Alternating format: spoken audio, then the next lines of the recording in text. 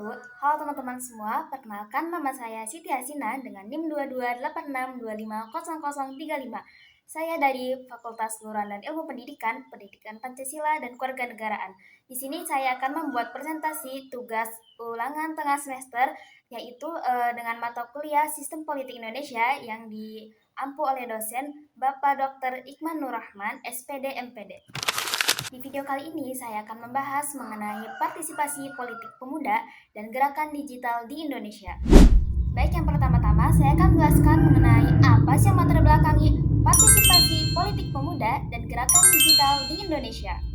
Jadi, pada tahun 2019 dan 2020, partisipasi politik pemuda Indonesia sangat meningkat, terutama di media sosial seperti Twitter, Instagram, TikTok, Facebook, dan media sosial lainnya.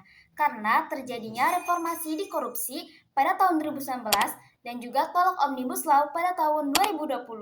Kenapa sih adanya tagar reformasi di korupsi dan tolak Omnibus Law? Reformasi di korupsi karena mereka menuntut revisi UU KPK yang dianggap melemahkan lembaga anti rasuah dan menolak RKUHP yang membuat pasal-pasal bermasalah. Begitupun dengan tolak Omnibus Law yang dianggap merugikan para pekerja, mulai dari upah minimum, kemudian pengurangan pesangon, dan pengulangan kontrak kerja. Tujuan penelitian ini untuk mengeksplorasi hubungan antara partisipasi politik pemuda dan gerakan media sosial, juga membentukkan identitas politik mereka melalui analisis keterlibatan dalam kedua gerakan ini.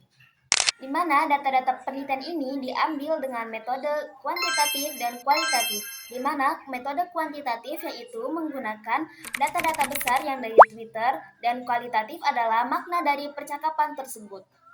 Data diambil dari percakapan di Twitter antara Oktober pada tahun 2018 hingga November pada tahun 2020.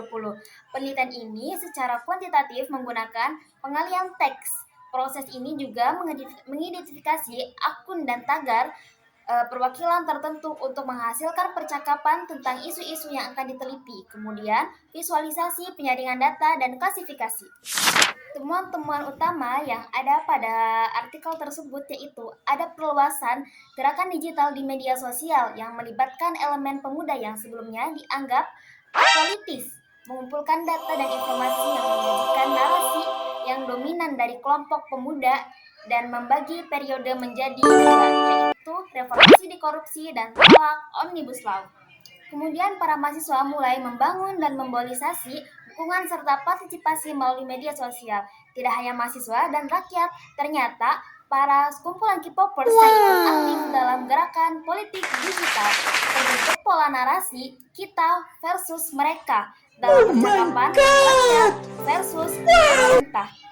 Situasi ini memicu gelombang protes yang sangat besar, terutama pada reformasi di korupsi yang puncak aksinya pada tanggal 23 September sampai 30 September tahun 2019 di depan gedung DPR RI Jakarta dan meluas ke berbagai daerah.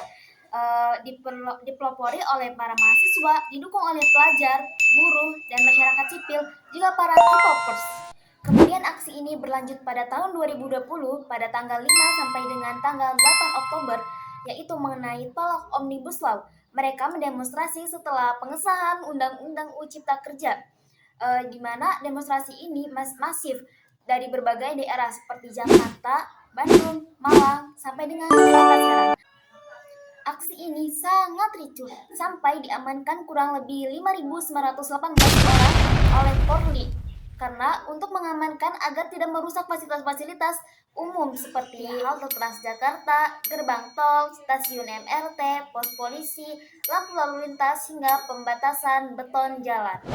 Kesimpulan-kesimpulan dari artikel tersebut yaitu pemuda memiliki peran sangat penting dalam gerakan sosial modern, seperti menggunakan sarana pertama yaitu media sosial untuk meningkatkan partisipasi politik, membentuk identitas politik pemuda. Gerakan online dan offline tidak terpisah tetapi saling mendukung dan memperkuat.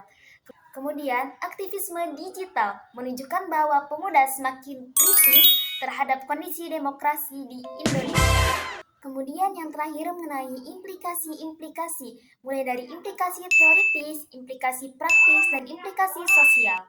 Di mana implikasi teoritis yaitu menambah kajian tentang politik digital dan partisipasi pemuda, menunjukkan bahwa media digital berperan penting dalam gerakan sosial modern. Kemudian implikasi praktis kepada pemerintah. Pemerintah harus lebih transparan kepada setiap kebijakan-kebijakan dan lebih responsif terhadap kritik publik agar tidak terjadi gerakan dan pergerakan tersebut terjadi kembali dan terulang kembali. Dan kepada media sosial bisa menjadi alat demokrasi tapi juga memperkuat polarisasi. Kemudian pada implikasi sosial di mana para pemuda menjadi kekuatan penting dalam menjaga demokrasi. Partisipasi politik tidak lagi hanya melalui cara konvensional pemilu, tetapi juga melalui aktivisme digital, seperti yang tadi saya jelaskan. Dan ini beberapa dokumentasi yang diambil pada saat demo reformasi di korupsi dan tolak Omnibus Law.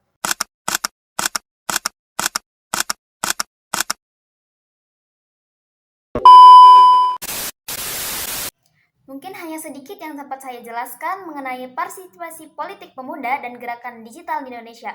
Kurang lebih mohon maaf. Akhirul kalam, wassalamualaikum warahmatullahi wabarakatuh. I just had to let you know you're